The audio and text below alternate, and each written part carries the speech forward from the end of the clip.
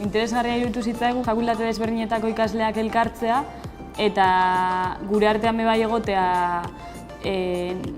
ezagutzen nahasketa bat eta ikastea beste alderdi batzuk. Changemaker Laben hasiera batean merkatuak aztertu genituen eta horren arabera bakoitzak bere taldeekin proiektu ezberdinak aurrera eraman ditu.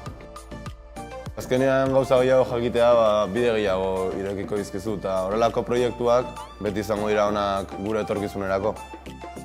Naiz ez da honan irakasleak ditugun, hemen Changemakerren irakasleak gainean eduki gabe, gure kabuz lan politak aterako direla uste dugu.